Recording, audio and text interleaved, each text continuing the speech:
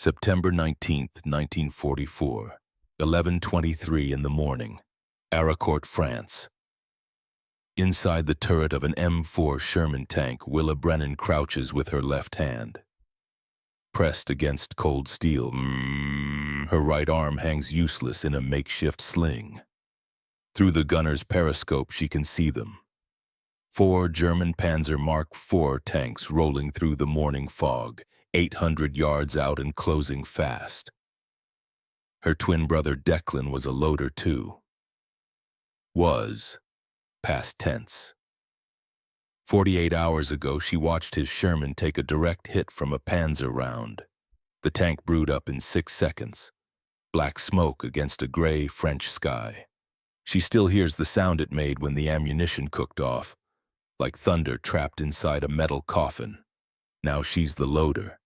20 years old, left-handed since birth, 1 working arm, and 4 German tanks that want her dead. The gunner beside her is screaming coordinates. The driver is reversing into a hedgerow.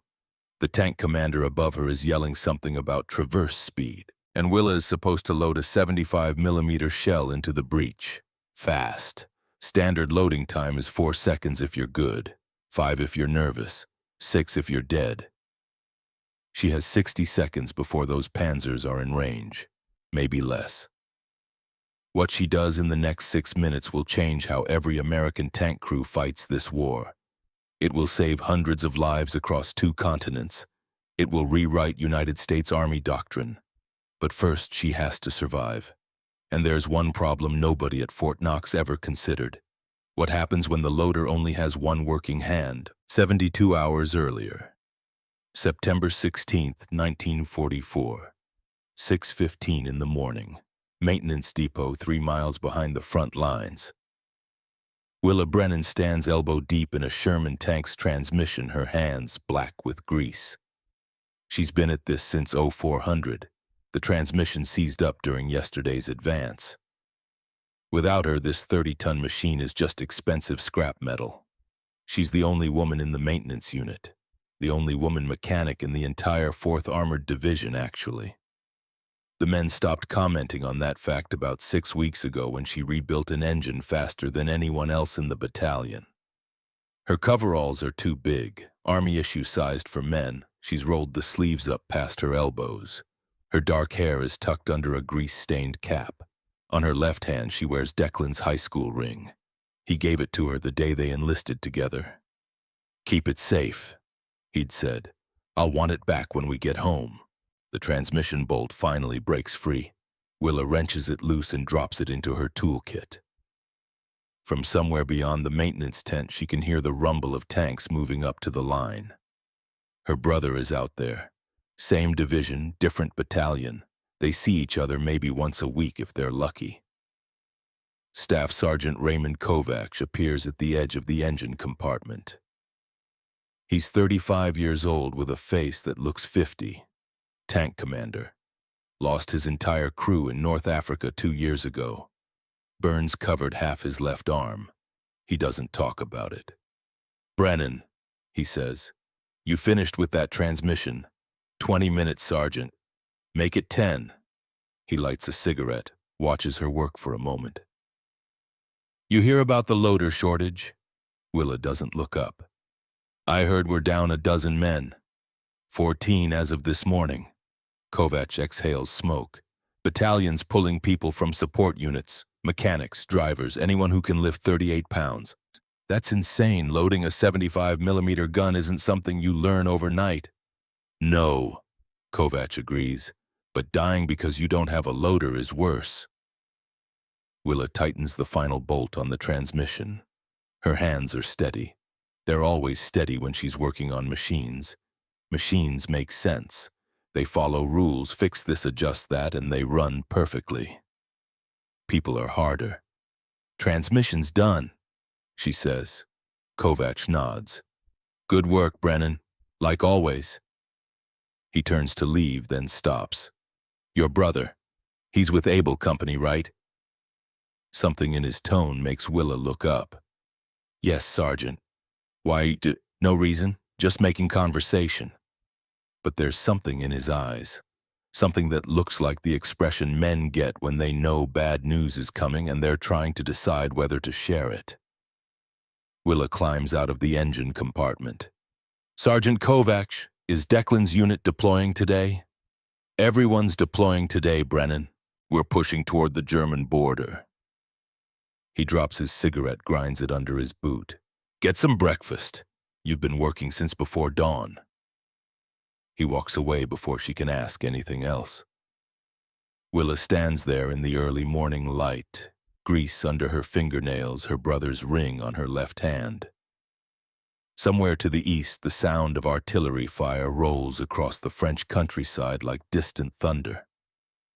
She doesn't know it yet, but in 90 minutes her twin brother will be dead, and her entire life will change. September 17th, 1944, 8:47 in the morning. The explosion happens 3 miles away, but Willa hears it clearly. She's in the maintenance tent, inventory log in hand. When the sound reaches her, a dull crump that rattles the tent poles. Everyone stops working.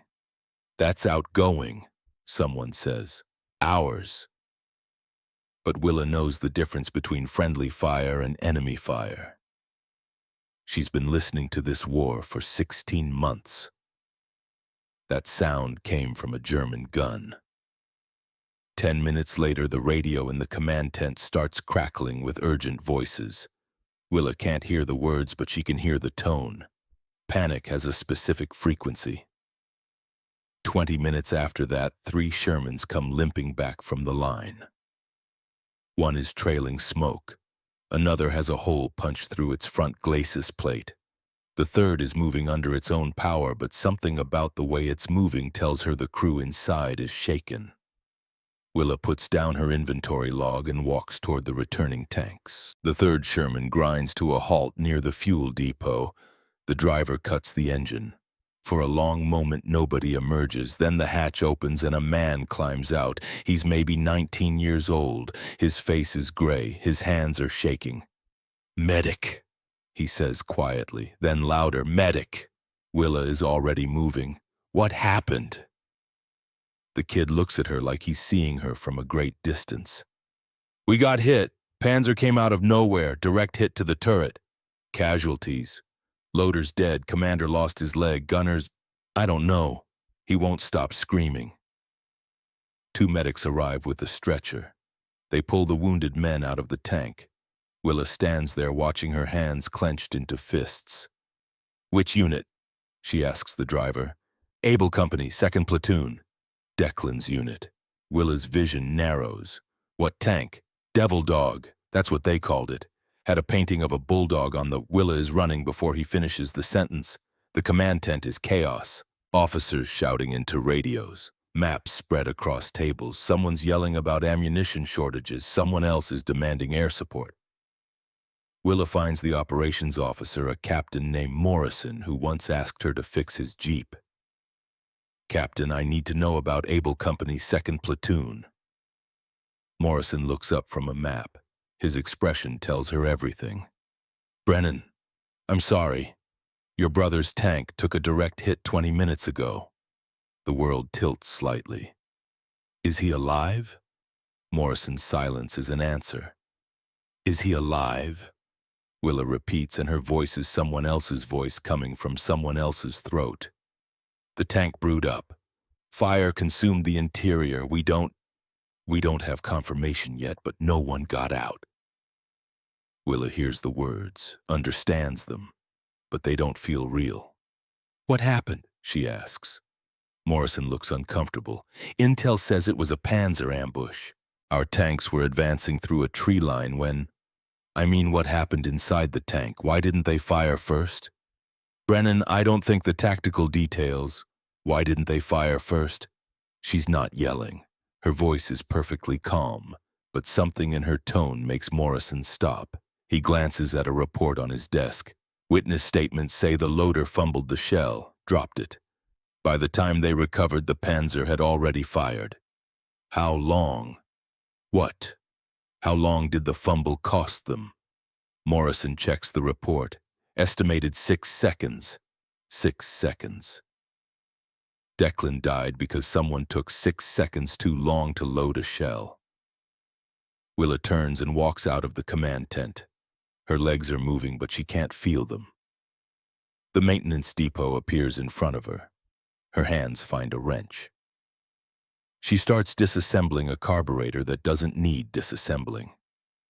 Someone says her name. She doesn't respond. Her hands keep working, unscrewing bolts, removing gaskets, laying parts in neat rows, left to right, smallest to largest, everything in order, everything following the rules. At some point, someone drapes a blanket over her shoulders. At some point, the sun sets.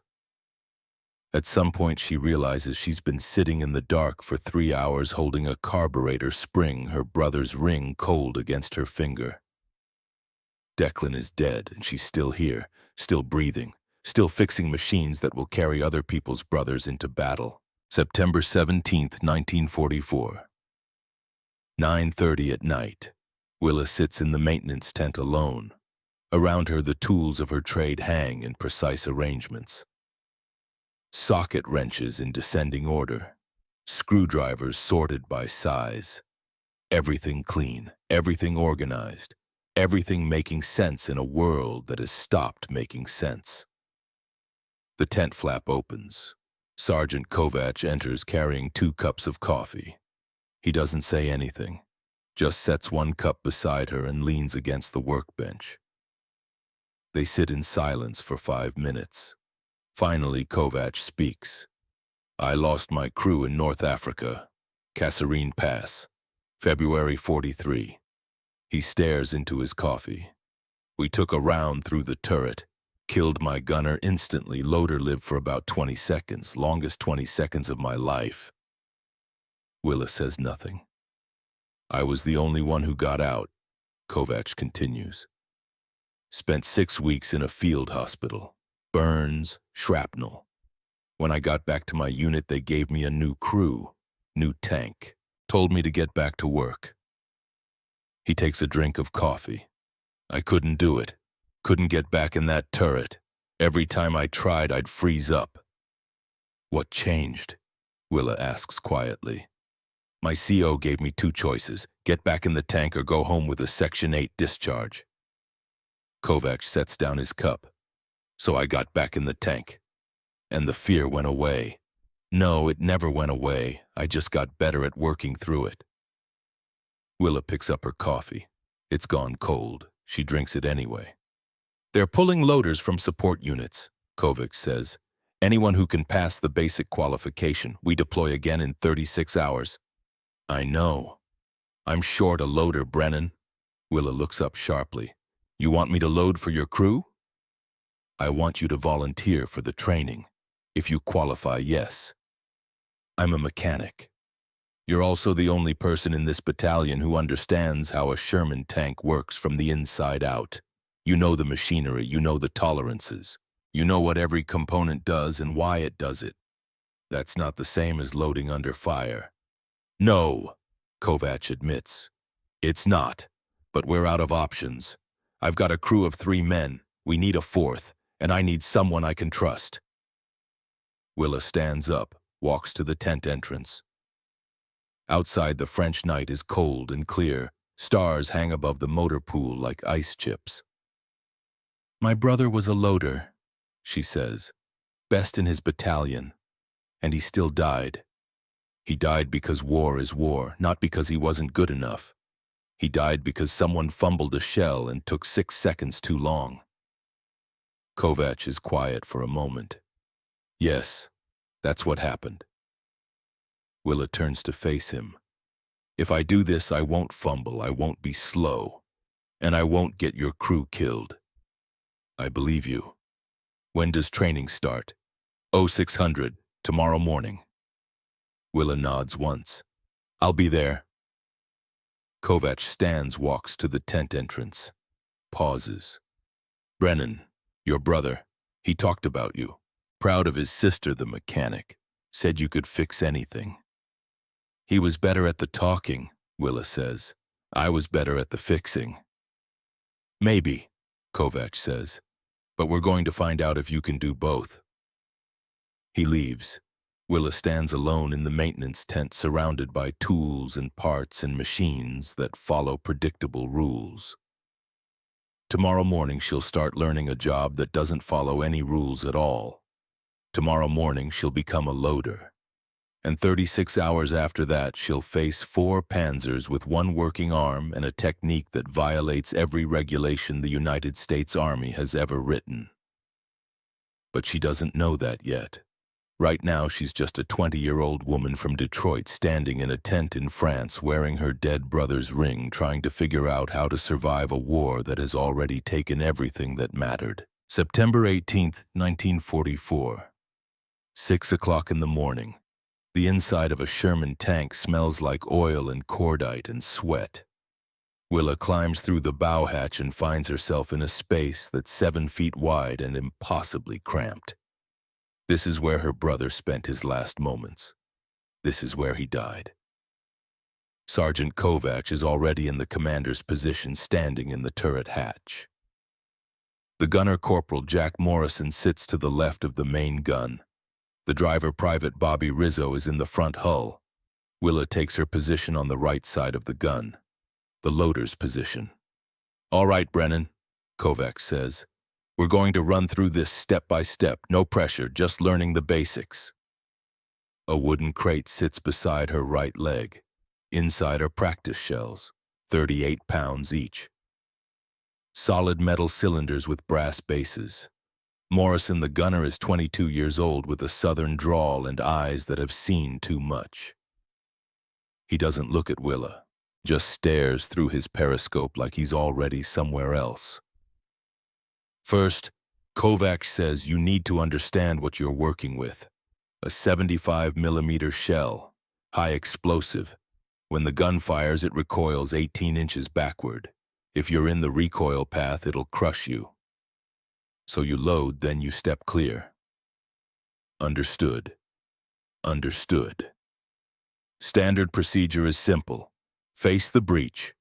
Grab the shell with both hands, nose forward. Line up the brass base with the breech opening. Ram it home. The breech mechanism will catch it and close automatically. The whole sequence should take 4 seconds. 4 seconds. 6 seconds got Declan killed. Willa reaches into the crate and pulls out a practice shell. 38 pounds feels heavier than she expected. The metal is cold, smooth. "Both hands," Kovacs instructs. "Nose forward." Willa grips the shell properly, turns to face the breech. The breech is a circular opening at the back of the 75mm gun, maybe 14 inches across. She lines up the shell and immediately realizes the problem. She's left-handed, has been since birth. Her teachers in grade school tried to correct it, made her write with her right hand, slapped her knuckles when she reached for a pencil with her left. It never worked. Her brain is wired wrong, they said, backwards. Now trying to load a shell in the standard manner, her left hand naturally wants to lead. But the standard method requires the right hand forward. When she forces her right hand to take the lead, her left elbow swings wide and hits Morrison's shoulder. "Watch it," Morrison snaps. "Sorry." Willa tries again, same result. Her left elbow catches the gunner's shoulder, the traverse wheel, the radio mount. The turret is too cramped. There's no room for the extra motion. "Slower," Kovacs says. "Take your time." Willa adjusts, forces her body into an awkward position, lines up the shell, rams it into the breech. The breech mechanism clicks shut. "Time," she asks. Kovacs checks his watch. 6.5 seconds. 6.5 seconds. Declan died in 6. "Again," Willa says. She loads another shell. 6.2 seconds. Again 6.4. Again 6.7. Morrison shifts in his seat. "Sarge, she keeps hitting me. Every single time." She's learning Morrison. She's too slow, and she's left-handed. This isn't going to work. Willa's jaw tightens. Again. She loads 5 more shells. Her times range from 6 to 7 seconds, never faster, and every single time her left elbow collides with something. The gunner, the breech mechanism, the ammunition rack. After the 10th attempt, Kovac calls a halt. "All right, take a break." Willa climbs out of the turret. Her hands are shaking, not from the weight of the shells, from frustration. Kovac follows her out. They stand beside the tank in the morning sun. "You're thinking too much," he says. "I'm left-handed. The standard method doesn't work for me." "Then adapt. Use your right hand more." "I've been trying. It's not working." Kovac lights a cigarette. "Brennan, I'm going to be honest with you. We deploy tomorrow morning at 0600. You're currently loading at 6 to 7 seconds. That's too slow. In combat, that'll get us killed." "I know.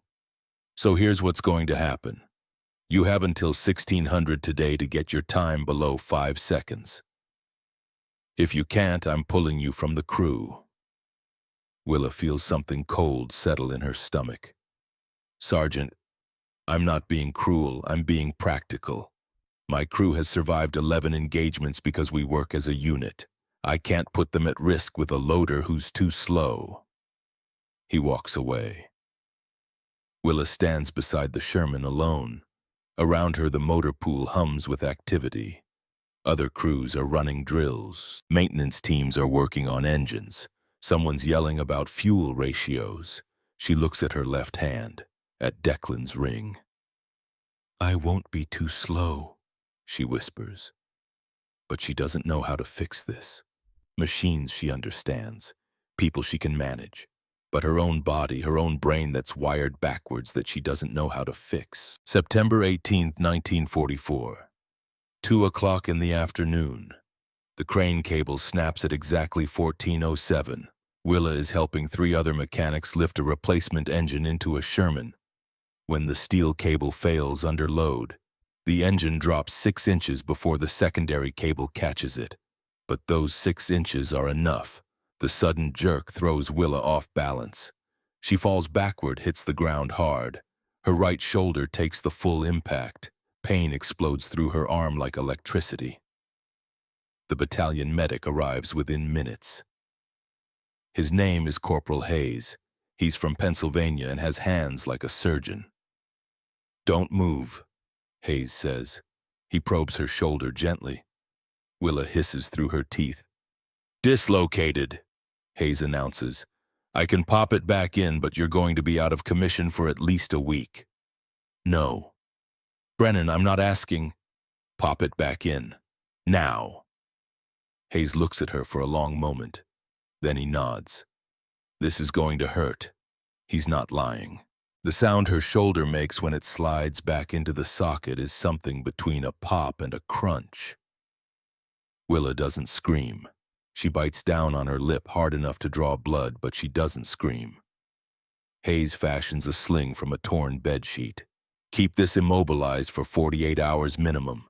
No heavy lifting, no strenuous activity." "I'm supposed to deploy tomorrow." "Not anymore, you're not. I'm marking you unfit for duty." Hayes walks away to file his report. Willa sits on the ground beside the broken crane, her right arm in a sling, her shoulder throbbing. Around her, work continues. Engines get installed. Tanks get fueled. The war doesn't stop for one injured mechanic. Sergeant Kovac appears 20 minutes later. He doesn't say anything at first, just looks at her sling. "How bad?" he finally asks. "Dislocated shoulder, popped back in. I can still—" "No," Kovac says. You can't load a 38-pound shell with one arm." "Sergeant, please." "Brennan, I'm sorry, but I need a loader who has 2 working arms. We deploy in 16 hours. I have to find a replacement." He turns to leave. "My brother died because someone was too slow," Willa says quietly. Kovac stops. "He died because a loader fumbled a shell and took 6 seconds too long. And now you're telling me I can't even try to be better than that." Kovac looks back at her. His expression is unreadable. "What do you want me to say, Brennan? That I'll let you load with a dislocated shoulder?" That I'll risk 3 men's lives on the hope that you can figure out how to do a two-handed job with one hand? Yes. That's not how this works. Then how does it work, Sergeant? Because from where I'm sitting, it looks like the Army would rather send men into battle with no loader at all than give me a chance to prove I can do this. Kovac is quiet for a long time. When he speaks, his voice is softer. I believe you want to do this, Brennan. I believe you'd give everything you have. But wanting isn't enough, and I can't gamble my crew's lives on belief. He walks away. Willa sits beside the broken crane as the sun moves across the sky. Her right arm throbs in its sling. Her left hand still wears Declan's ring. She has 16 hours until Kovac's crew deploys without her. 16 hours to figure out something impossible, or accept that she's failed before she even started. September 18th, 1944. 11 o'clock at night. The motor pool is empty. Most of the battalion is asleep. Tomorrow they advance toward the German lines. Tomorrow they fight. Tonight, they rest. Willa can't rest. She walks through the silent rows of Sherman tanks, her right arm in its sling. The machines sit like sleeping giants, their hulls dark against the starlit sky. She finds herself standing beside Kovac's tank, the one she was supposed to crew, the one that will deploy tomorrow without her. The hatch is unlocked. Willa climbs inside. The turret is dark and cramped and smells like gun oil. She takes the loader's position. Her right arm hangs useless. Her left hand finds the ammunition rack. A single practice shell sits in the ready rack, left over from this morning's training. Willa pulls it out with her left hand. 38 pounds. She can lift it barely with one arm, but the standard loading method requires 2 hands. Face the breech. Right hand forward. Left hand supporting. Ram the shell home. Can't be done with one hand. Willa holds the shell in her left hand and stares at the breech in the darkness. There has to be another way. She thinks about her brother, about Declan, who could load a 75mm shell in 4 seconds, who died when someone else took 6. She thinks about the standard method. Face forward, both hands on the shell. Ram it into the breech. Why forward? The question appears in her mind unbidden. Why does the loader face the breech? Because that's how they teach it at Fort Knox. Because that's what the manual says. Because that's how it's always been done. But what if there's another way? Willa turns her back to the breech. The motion feels wrong, unnatural, like writing with the wrong hand. She reaches behind herself with her left hand, finds the rim of the breech opening. Her fingers trace the cold metal edge. She lifts the shell with her left hand, guides the nose backward into the chamber, uses her body weight to ram it home. The breech mechanism catches the shell, clicks shut. Willa stands in the dark turret, breathing hard. She just loaded a shell backward, with one hand, using her left hand, with her back to the gun. It violated every safety regulation, every training protocol, every manual written since 1942. But it worked. She pulls the shell back out, loads it again, same motion, back turned, left hand guiding, body weight ramming, click, again, click. She's not timing herself, doesn't have a watch, but the motion feels faster, smoother, more natural. Her left hand knows where the breech is without looking, can feel the opening, guide the shell home. The motion is like reaching behind yourself to close a car door, instinctive, simple. The hatch above her opens, light spills into the turret. Morrison, the gunner, stares down at her. Brennan, what are you doing? Willa freezes shell in hand, back to the breech. She starts, then stops. I'm practicing. Morrison climbs down into the turret, sees her position, sees the shell, sees her right arm in its sling. You're loading backward, he says slowly. Yes. That's against regulations. I know. The manual specifically says, I know what the manual says, Morrison. The manual also says loaders need 2 working arms. I'm making adjustments. Morrison stares at her for a long moment. Then he pulls out a pocket watch. Load it again. What? Load the shell again. I'll time you. Willa hesitates. Then she pulls the shell out and loads it backward. Left hand guiding. Body ramming. Click. 3.1 seconds, Morrison says. Willa's heart stops. What? 3.1 seconds? That's faster than our last loader, faster than me when I was training. He looks at her with something like respect. Brennan, that's the fastest I've ever seen anyone load. It's backward. I don't care if you're standing on your head singing the national anthem. That's fast. Willa loads the shell again. Morrison times it. 2.9 seconds. Again, 2.8. They stare at each other in the dim light of the turret. You can't tell Sergeant Kovacs about this, Willa says. He'll think I'm crazy. He'll think you're violating regulations, which you are. Morrison, please, just give me a chance to prove it works. Morrison is quiet for a long time. Finally, he nods. We deploy at 0600. Be at this tank at 0530. I'll tell Kovacs you want one more try. But Brennan, he looks at her seriously. If this gets us killed, I'm haunting you. Fair enough. Morrison climbs out of the turret. Willa sits in the darkness, her heart pounding. She just loaded a shell in under 3 seconds backward with one hand. It shouldn't work, but it does. And tomorrow morning she's going to prove it. September 19th, 1944. 5:30 in the morning. Willa stands beside Kovacs Sherman as the sun rises over France. Her right arm is still in its sling. Her left hand grips Declan's ring like a talisman. Kovacs arrives at 5:35. He looks surprised to see her. Brennan, what are you doing here? I want one more chance, Sergeant. We've been through this. You can't load with, please, one mission. If I'm too slow, if I get anyone hurt, I'll never ask again, but let me try. Kovacs looks at her for a long moment. Then he looks at Morrison, who's standing nearby. Corporal, Kovacs asks, you have an opinion on this? Morrison shrugs. She wants to try Sarge. What's it hurt to let her? It hurts when we're taking fire and she fumbles a shell. What if she doesn't fumble? Kovacs sighs, pulls out a cigarette, lights it, takes a long drag. All right, Brennan, you get one mission. We're running a patrol route near Aracourt. Should be quiet. No contact expected. If you can load under combat conditions, even simulated ones, I'll consider keeping you on the crew. Thank you, Sergeant.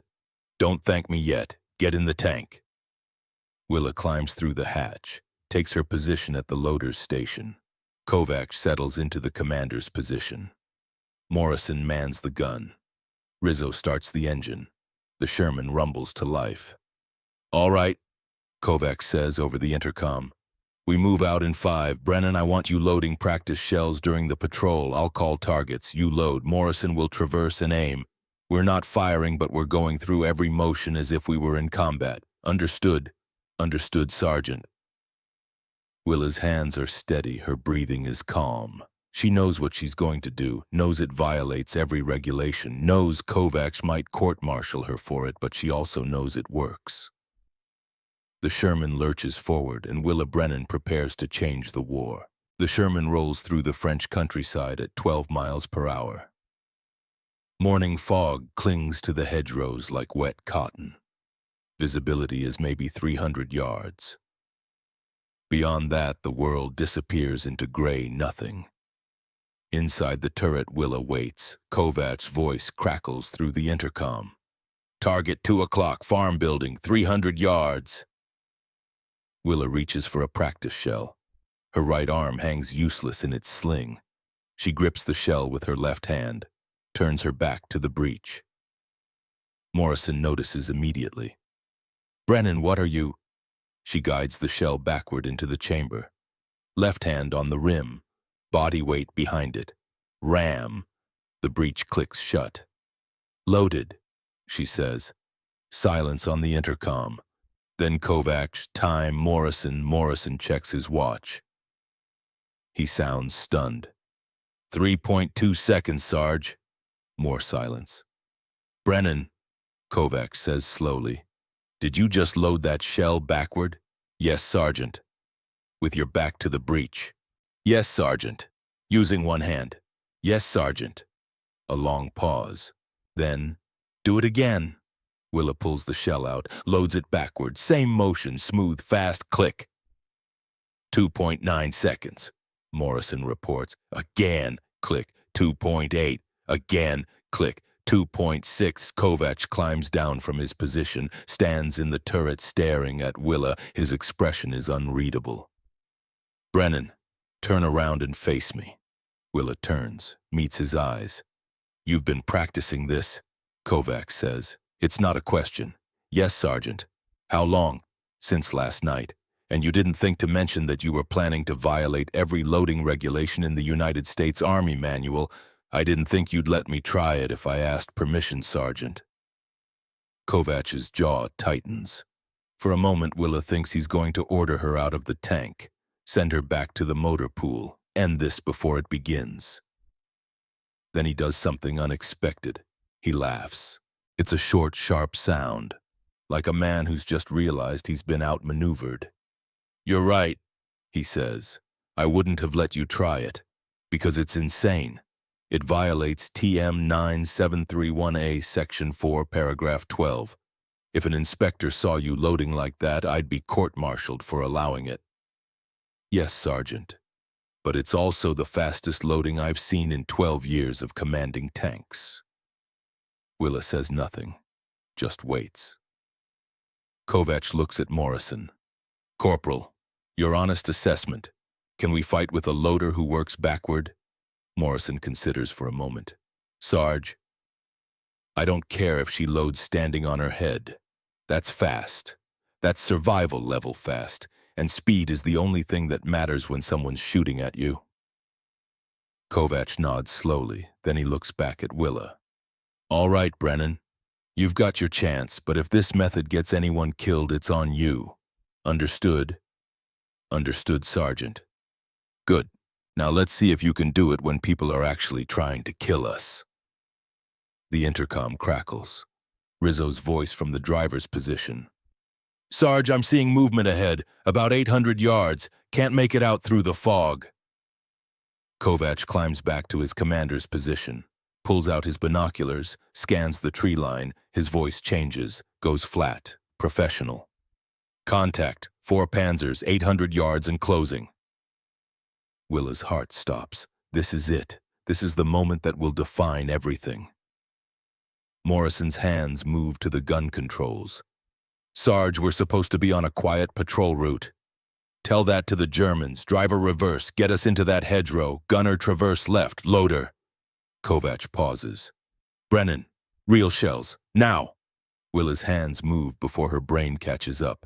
She pulls a live 75mm round from the ammunition rack. High explosive. 38 pounds of death. Her right shoulder screams in protest as she lifts it. She ignores the pain, turns her back to the breech, guides the shell backward with her left hand, rams it home with her body weight. Click. Loaded. Range 700 yards, Morrison says. His voice is tight. They're in a staggered formation. Lead Panzer is a Mark IV, the others are...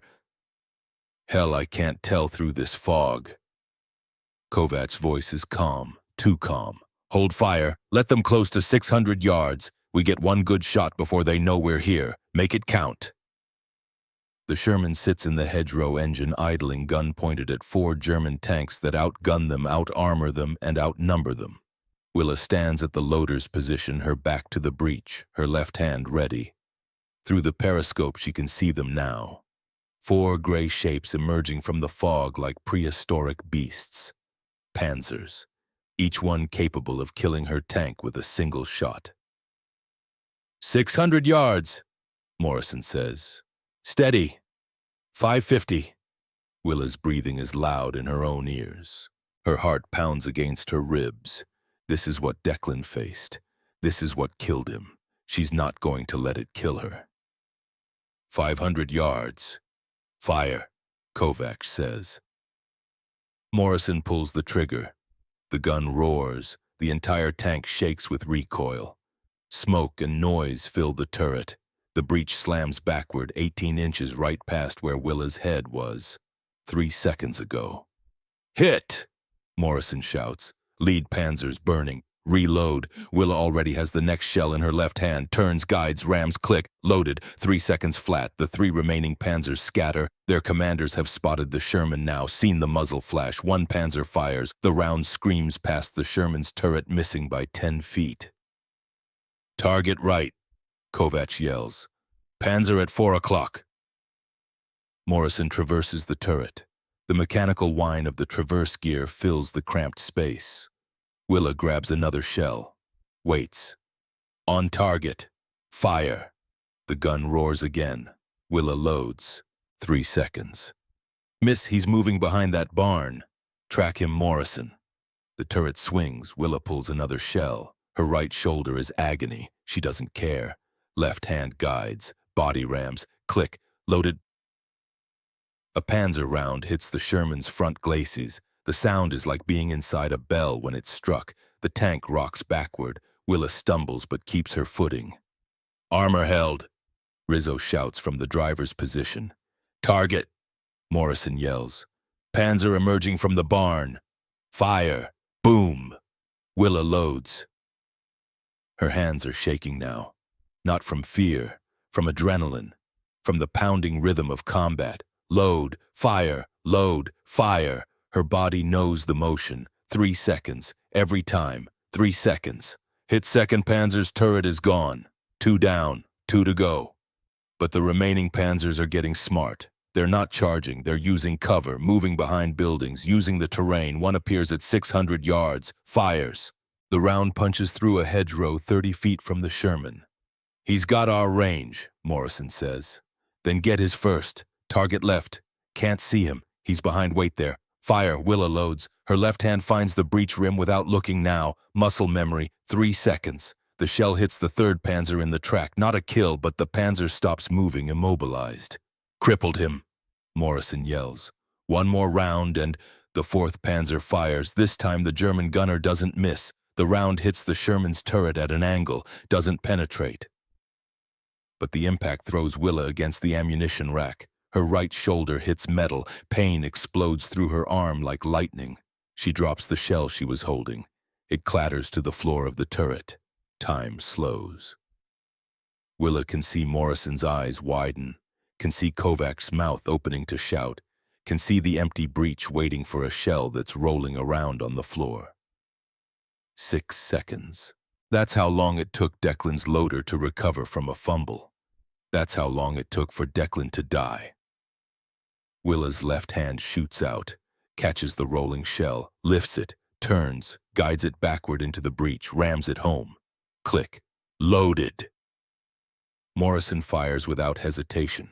The round catches the 4th Panzer in the side armor, penetrates. The Panzer explodes in a ball of orange fire. Silence. The gun smoke clears. 4 Panzers sit in the field, 3 burning, 1 immobilized, an abandoned crew already running for the tree line. 4 targets, 6 minutes of combat, 9 rounds fired, and Willa loaded every single one in under 3 seconds. Even when she dropped the shell, she recovered in less than 2. Morrison turns in his seat, stares at her. Brennan, that was... Jesus Christ, Brennan. Willa is shaking. Her right arm is screaming. Her left hand is black with powder residue. She can smell her own sweat mixed with cordite and gun smoke. I didn't fumble, she says quietly. No, Kovacs says from above. His voice sounds strange. You didn't fumble. You just saved all our lives. He climbs down from the commander's position, stands in front of Willa, looks at her for a long moment. Nobody loads a 75mm cannon backward, he says. It violates every safety protocol, every training procedure, every manual written since 1942. I know, Sergeant, but it works, and you just proved it works under the worst possible conditions. Willa nods, doesn't trust herself to speak. Kovacs looks at Morrison. Corporal, what was her average loading time? Morrison checks his notes. Fastest was 2.3 seconds, slowest was 3.2. Average across 9 rounds was 2.8 seconds. Kovac whistles low. 2.8 seconds. That's faster than any loader in this battalion. Maybe in this division. He turns back to Willa. Here's what's going to happen, Brennan. We're going to return to base. We're going to report this engagement, and then you're going to teach every other loader in this battalion your method. Sergeant, I don't think that wasn't a request. You just changed how we fight. Now we're going to make sure everyone else knows how to do it too. The Sherman's engine rumbles. Rizzo reverses them out of the hedgerow. As they roll past the burning panzers, Willa looks out through the periscope. 4 German tanks, destroyed in 6 minutes, because she loaded backward, because she used her left hand, because she violated every rule they taught her at Fort Knox, because she refused to be too slow. Declan died in 6 seconds. She avenged him in 6 minutes. It's not enough. It will never be enough, but it's something. September 19th, 1944. 1 o'clock in the afternoon. The motor pool erupts when Kovac's Sherman rolls in. Word has already spread. Radio chatter travels fast. 4 panzers destroyed, 1 Sherman crew, no casualties. Other tank commanders cluster around as Kovac's crew dismounts. Willa climbs out of the turret, her coveralls soaked with sweat, her right arm still in its sling. Captain Frank Harrison pushes through the crowd. He's 42 years old, career Army, and has a reputation for following regulations like gospel. Sergeant Kovacs, Harrison says, I need a full after-action report. 4 panzers is significant contact. Yes, sir, my loader can provide details. Harrison looks at Willa. His eyes narrow. Your loader, the woman from the maintenance unit. Corporal Brennan, sir, Willa says. I wasn't aware women were cleared for combat positions, Corporal. Emergency circumstances, sir. We were short personnel. Harrison's expression hardens. And I'm hearing reports that you were loading shells in violation of standard procedure. Silence falls over the motor pool. Willa meets Harrison's eyes. Sir, I used a modified loading technique. It proved effective. Modified, meaning you violated TM 9731A loading protocols. Sir, the technique resulted in faster loading times and successful engagement of enemy armor. That's not what I asked, Corporal. Did you or did you not violate standard loading procedure? Willa takes a breath. Yes, sir, I did. Harrison turns to Kovacs. Sergeant, you allowed this? Kovacs steps forward. Sir Corporal Brennan's technique resulted in loading times averaging 2.8 seconds. That's 30% faster than standard procedure. In combat, that speed saved lives. Saved lives or put them at risk.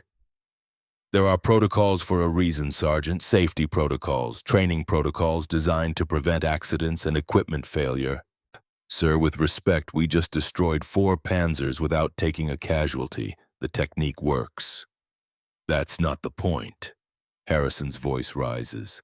The point is military discipline. The point is following orders and regulations.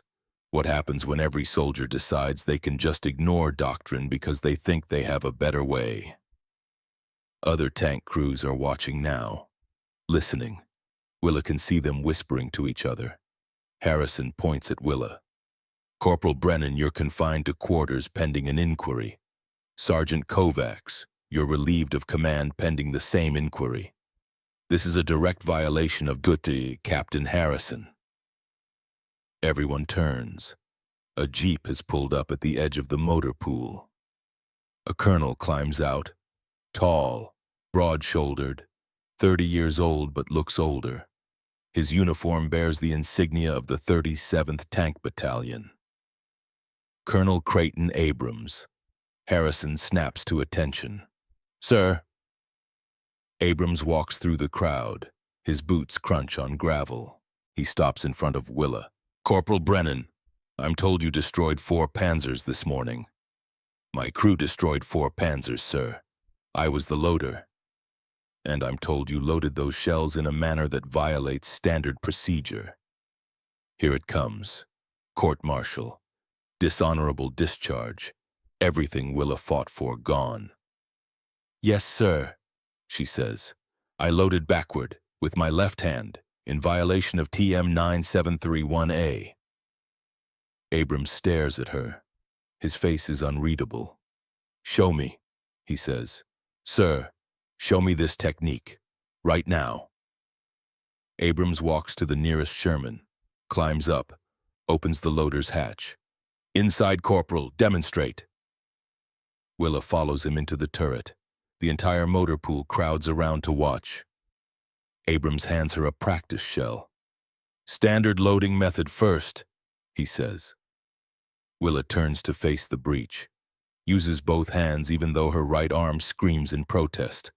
Lines up the shell. Rams it forward. Click. 4.2 seconds, Abrams says. Now show me your method. Willa pulls out the shell, turns her back to the breach, guides it backward with her left hand, rams it home. Click. 2.9 seconds. Abrams looks at her. Again. Willa loads 5 more times. Her times range from 2.6 to 3.1 seconds. Abrams climbs out of the turret, stands in front of the assembled crews. Captain Harrison, he says, you're correct that Corporal Brennan violated standard procedure. Harrison nods. Sir, I recommend immediate. However, Abrams continues. I'm also looking at after-action reports from the past 2 weeks. Our kill ratio against German armor is 3.2 to 1 against us. That means for every Panzer we destroy, we lose 3 Shermans, sometimes 4. He pulls a paper from his jacket. This morning, Sergeant Kovac's crew destroyed 4 Panzers, 0 casualties, 0 damage beyond a few dents, and the key difference was loading speed. Abrams looks at the assembled tank commanders. Gentlemen, we are fighting a war with equipment that is inferior to our enemies. Our guns can't penetrate their frontal armor. Our armor can't stop their guns. The only advantage we have is numbers and speed. And if we can load our guns 30% faster than doctrine says we can, that changes the entire engagement profile. Harrison steps forward. Sir, with respect, regulations exist for reasons. Safety reasons. If we allow soldiers to just ignore, Captain, how many loaders have you lost in the past month? Harrison hesitates. 7, sir. And how many of those deaths were caused by slow loading times? I don't have that data, sir. I do. Abrams pulls out another paper. 14 loader casualties across 4th Armored Division in September. Of those, 9 died because their crew couldn't get a shot off fast enough. The enemy fired first. The enemy won. He walks to the center of the motor pool. I'm going to tell you all something. My son is 8 years old. He's left-handed. His teachers try to force him to write with his right hand. Every day he comes home crying. Every day I tell him the same thing, use what works. Not what someone tells you should work. Abrams looks at Willa. Corporal Brennan is left-handed. The standard method doesn't work for her, so she found something that does, and it works better than anything I've seen in 12 years of armor command. He turns back to the assembled crews. Here's my order. Every loader in the 37th Tank Battalion will learn this technique. Starting tomorrow, Corporal Brennan will instruct. Harrison's face goes red. Sir, you can't be serious. A woman teaching our men how to... A woman who just proved she's faster than every man in this motor pool, Captain. Yes, that woman. Silence. Then Morrison steps forward. Sir, request permission to speak. Granted, Corporal. I've been gunning for 3 years, sir. Worked with 8 different loaders. Corporal Brennan is the best I've ever seen. Fast, reliable, calm under fire. I don't care about regulations. I care about going home alive. And her technique gives me the best chance of doing that. Another voice from the crowd. A tank commander Willa doesn't know. Sir, my loader is left-handed. He's been struggling with standard procedure for 6 months. If this technique could help him... Another voice. Sir, I've got a loader who keeps fumbling shells, cost us 2 engagements last week. We need this. Abrams nods. Then you'll have it. Corporal Brennan, you're promoted to sergeant. Your new assignment is chief loader instructor for this battalion. You'll train every loader who volunteers and, he looks at Harrison, you'll do it with full authority and my direct backing. He turns to leave, then stops, looks back at Willa. Sergeant Brennan, your brother. He was Declan Brennan, wasn't he, Able Company? Willa's throat tightens. Yes, sir. I read the after-action report on his death. Slow loading, 6-second fumble. Abrams' expression softens just slightly. He'd be proud of you. Then he's gone, climbing into his Jeep, driving away. The motor pool erupts in conversation. Tank commanders surrounding Willa, asking questions, demanding demonstrations, wanting to know if their crews can learn this technique too. Harrison stands apart from the crowd, staring at Willa with barely concealed fury. Kovacs appears at Willa's side. Congratulations, Sergeant Brennan. You just became the most important person in this battalion. I don't want to be important, Willa says quietly. I just want to keep people alive. Then you're going to get your wish. Because starting tomorrow, every loader in this division is going to want to learn from you. Morrison grins. Hell, by next week, every loader in 3rd Army will be loading backward. You just changed the war, Brennan. Willa looks at her left hand, at Declan's ring now covered in powder residue and gun smoke. She didn't change the war. She just found a way to survive it, but maybe, just maybe, that's enough. September 23, 1944. 10 o'clock in the morning. The training field behind the motor pool has been transformed into a classroom. 5 Sherman tanks sit in a row. 53 loaders stand in formation. All men, all staring at Willa. Sergeant Brennan, chief loader instructor. 20 years old and suddenly responsible for training an entire battalion. She stands in front of them, her right arm finally out of its sling. 4 days of healing. The shoulder still aches, but she can use it now. All right, she says. Her voice carries across the field. My name is Sergeant Brennan.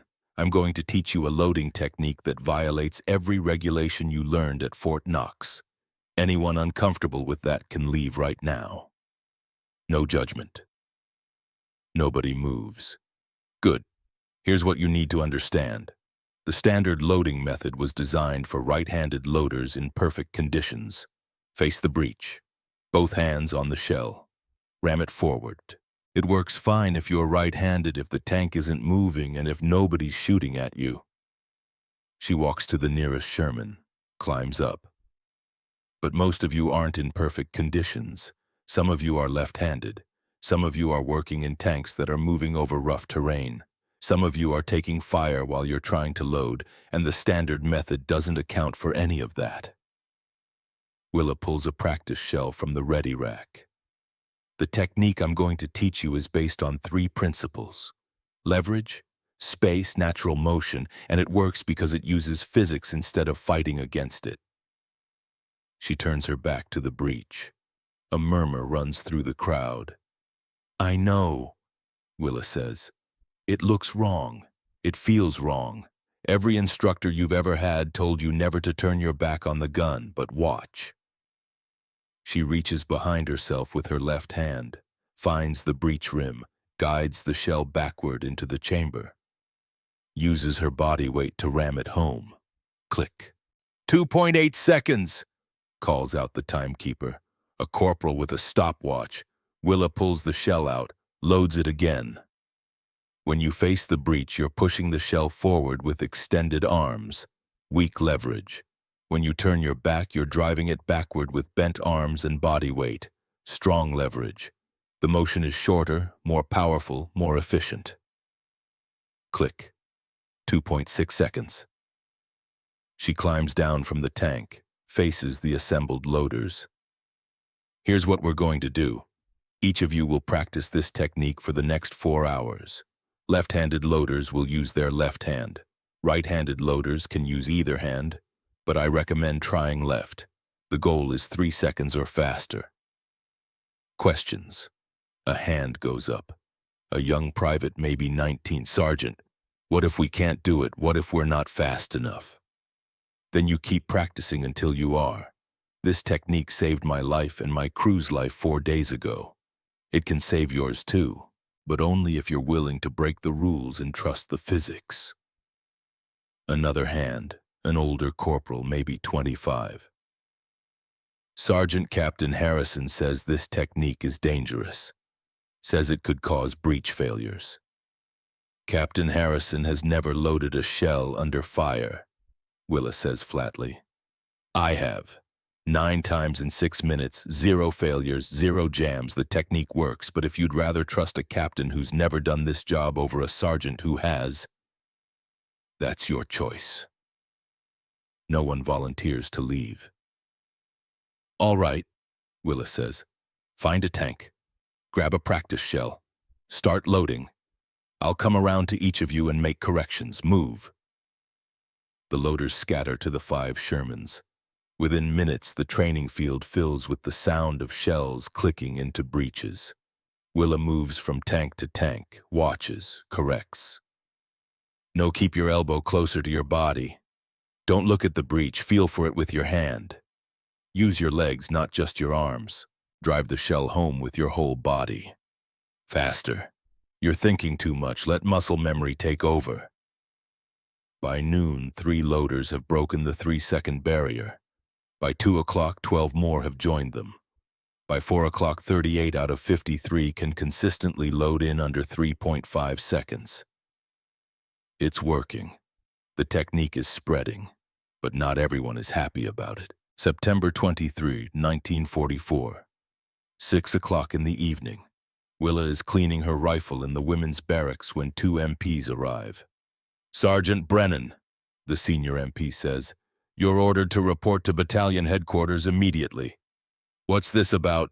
Formal inquiry, Sergeant. Captain Harrison has filed charges. Willa's stomach drops. What charges? Violation of military regulations, endangering personnel, unauthorized modification of combat procedures. You're to appear before Colonel Abrams in 30 minutes. The battalion headquarters tent is packed. Every tank commander in the division seems to be present. Kovacs, Morrison, Rizzo, even loaders from other companies men Willa has never met, and at the front of the tent behind a field desk sits Colonel Abrams. To his right stands Captain Harrison holding a thick folder of documents. Sergeant Brennan, Abrams says, you've been summoned to address charges filed by Captain Harrison. These are serious allegations. You'll have a chance to respond. Harrison steps forward, opens his folder. Sir, I'm presenting evidence that Sergeant Brennan has willfully violated TM 9731A Section 4, Paragraph 12, which explicitly states that loaders must face the breach at all times during loading operations.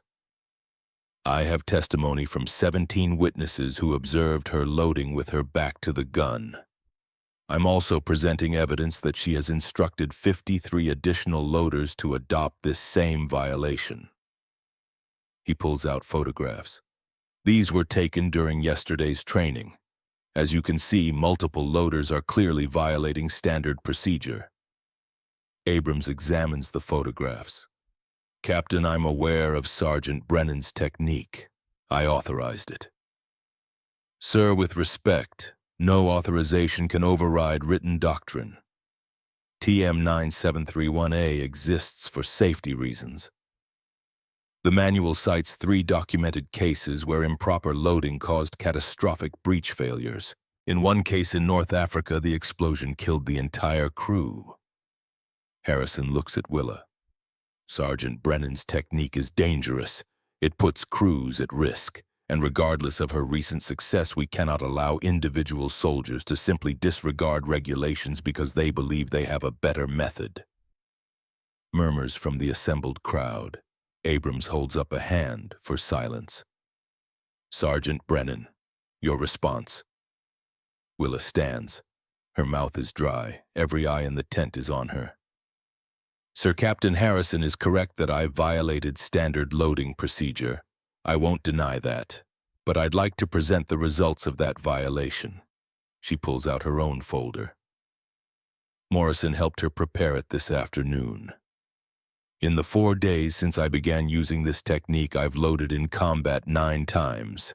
0 malfunctions, 0 jams, average time 2.8 seconds. The crew I serve with has destroyed 4 enemy tanks without taking a single casualty. She looks at Harrison. Captain Harrison mentions 3 cases of breach failure in North Africa. I reviewed those reports. In all 3 cases, the failures were caused by damaged shells or faulty breach mechanisms, not by loading technique.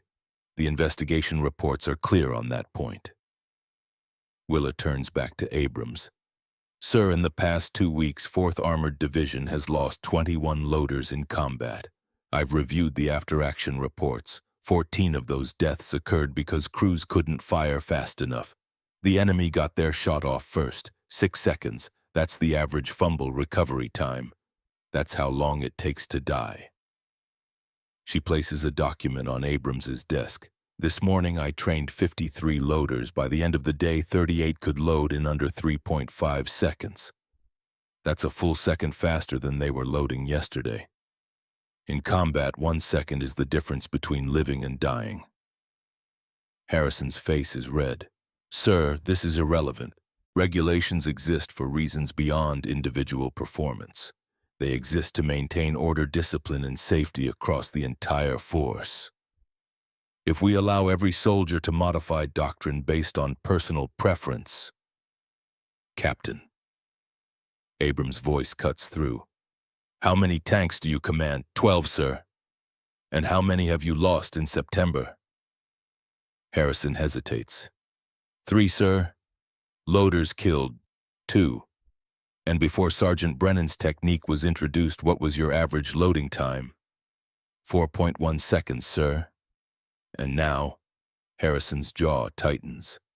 I haven't adopted the technique, sir. My crews still use standard procedure. Why? Because it's the regulation, sir. Abrams stands, walks around the desk, faces the assembled crowd. Gentlemen, I'm going to tell you a story. In 1918, during the Meuse-Argonne offensive, my father commanded an infantry company. They were taught to advance in line formation, shoulder to shoulder, the way armies had fought for centuries. It was doctrine. It was regulation. It was suicide. German machine guns cut them down by the hundreds. He pauses. One sergeant started teaching his squad to advance in small groups using cover, moving fast and low.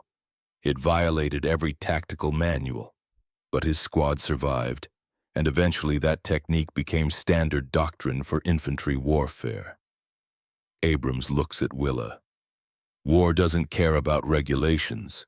War cares about results, and the results are clear. Sergeant Brennan's technique works. It saves lives. And I'm not going to let bureaucratic adherence to outdated doctrine get more of my men killed. He turns to Harrison. Captain, your charges are noted and dismissed. Sergeant Brennan acted with initiative and intelligence in developing a technique that improves combat effectiveness. That's exactly what we need from our NCOs. Harrison's hands clench into fists. Sir, this sets a dangerous precedent. If we allow... Captain Harrison, you're dismissed, and your crews will adopt the backward loading method by the end of the week. That's an order. Harrison salutes stiffly, turns to leave. Then he stops, looks back at Willa. For a moment their eyes meet, and something in Harrison's expression shifts. Not quite respect, but maybe understanding. He nods once, then walks out of the tent. Abrams looks at the remaining officers. Effective immediately, the backward loading technique is authorized for all units under my command. Any loader who can demonstrate proficiency may use it.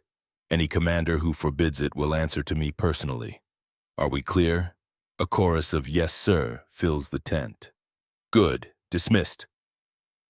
The crowd files out. Willa stands alone as Abrams approaches her. Sergeant Brennan, you've made enemies today. Harrison isn't the only officer who thinks you're dangerous. I know, sir. But you've also made believers. Your technique is spreading. By next week, other battalions will want their loaders trained. This is going bigger than you or me. Willa meets his eyes. Sir, I just want to keep people alive. Then keep teaching, keep training, and keep proving that sometimes the best way forward is backward.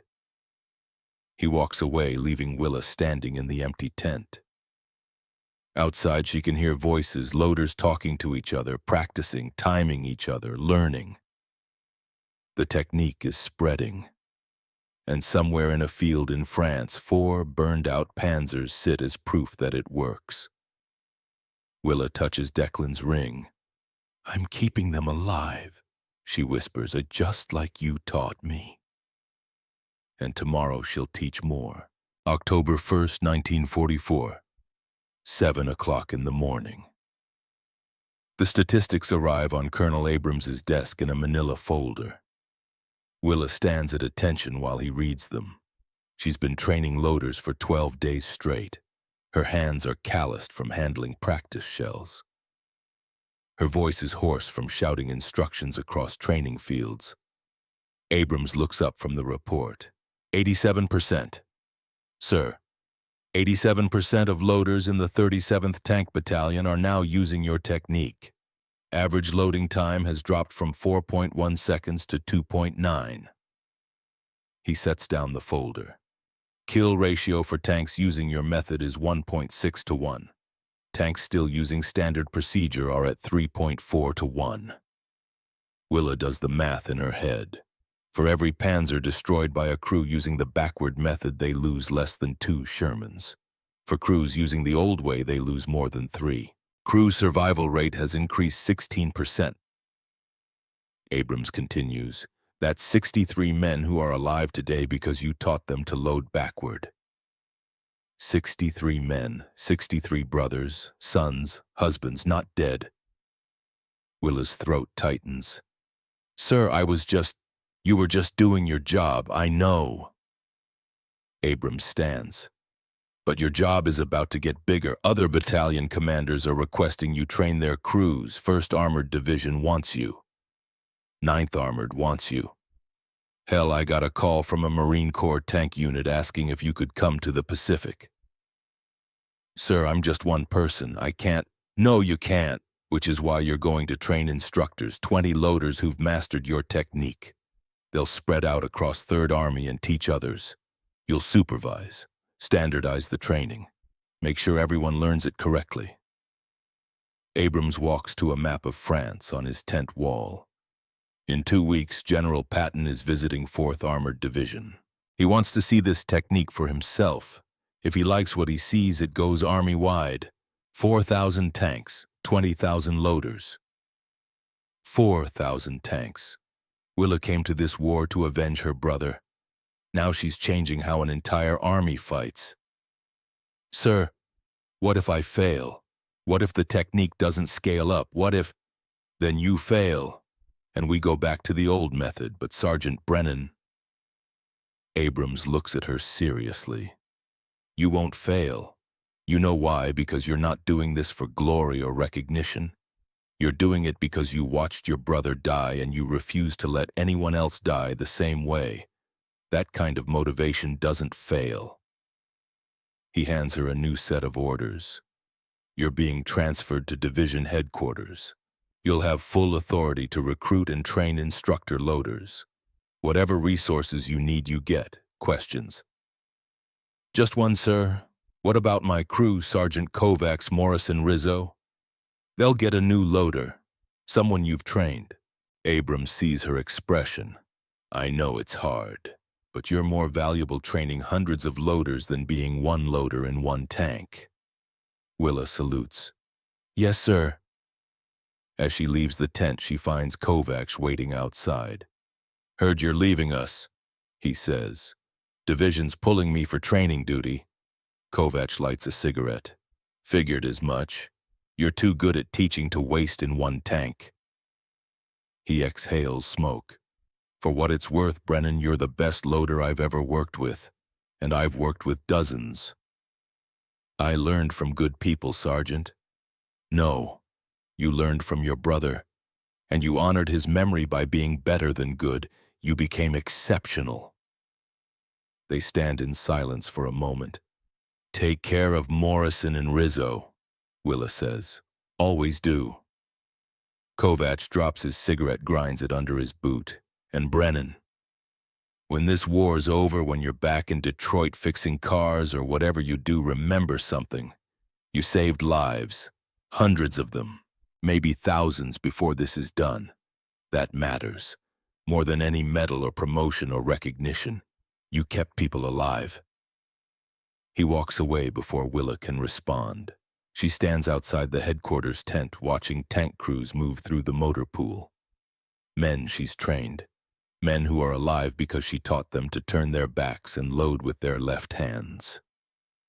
Somewhere in that crowd is Declan's ghost, and for the first time since he died, Willa thinks maybe she's done enough. Maybe she's kept her promise. October 7th, 1944.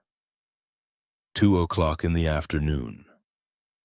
General George S. Patton arrives at 4th Armored Division headquarters in a command car flanked by 2 jeeps full of staff officers. He's wearing his trademark pearl-handled revolvers and a scowl that could strip paint. Willa stands in formation with 20 instructor loaders she's trained over the past week. Behind them, 5 Sherman tanks sit ready for demonstration. The entire division has turned out to watch. Colonel Abrams meets Patton at the command car. They speak in low voices. Willa can't hear the words, but she can read Patton's body language. Skeptical, impatient, not convinced.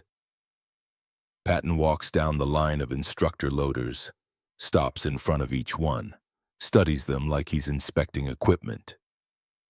He reaches Willa, looks her up and down. You're Sergeant Brennan? Yes, sir. The woman who started all this backward loading business? Yes, sir. How old are you, Sergeant? 20, sir. 20. Patton's jaw works. When I was 20, I was still at West Point learning which fork to use at dinner. You're training an entire army how to fight. He pauses. You know what they're calling you in 3rd Army, the backwards girl. Some of my officers think it's a joke. A woman teaching men how to do their jobs. Willa keeps her eyes forward. Sir, I just teach loaders to load faster. Faster. Patton turns to Abrams. Colonel, show me. Abrams nods to Willa. Sergeant, demonstrate standard method first, then your method.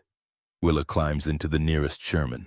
A crowd of 200 soldiers and officers gathers around. She can see Captain Harrison in the crowd, arms crossed, but his expression has changed. Not hostile, curious. She picks up a practice shell, faces the breech, uses the standard method, both hands, ram it forward, click. 4.1 seconds, calls the timekeeper. Willa pulls the shell out, turns her back to the breech, reaches behind with her left hand, guides the shell backward, rams it home with her body weight, click. 2.1 seconds. A murmur runs through the crowd. Patton's eyes narrow. Again. Willa loads backward 5 more times. Her times 2.3, 2.1, 1.9, 2.2, 2.0 seconds. Patton pulls out a stopwatch. Load 10 rounds, I'll time the total. Willa loads 10 shells in rapid succession. Turn, guide, ram, click, turn, guide, ram, click. Her body moves like a machine, no wasted motion, pure efficiency, click. 22 seconds, Patton announces. 10 rounds in 22 seconds, that's 2.2 seconds per round average. He turns to the instructor loaders. The rest of you, I want to see times. One by one, the 20 instructors demonstrate. Loading times range from 2.4 to 3.1 seconds. Every single one is faster than the standard method. Patton watches in silence. His face reveals nothing. Finally, he turns to Abrams. Colonel, a word in private. They walk 20 feet away, The crowd waits. Willa can see them talking, Patton gesturing, Abrams responding. The conversation lasts 3 minutes. When they return, Patton addresses the assembled division.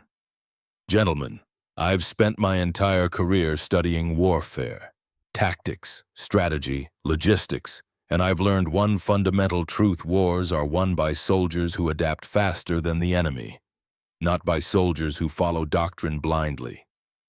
He looks at Willa. Sergeant Brennan violated every regulation in the Army manual, and in doing so, she developed a technique that gives American tank crews a measurable combat advantage. That's not insubordination, that's innovation. That's the kind of thinking that wins wars.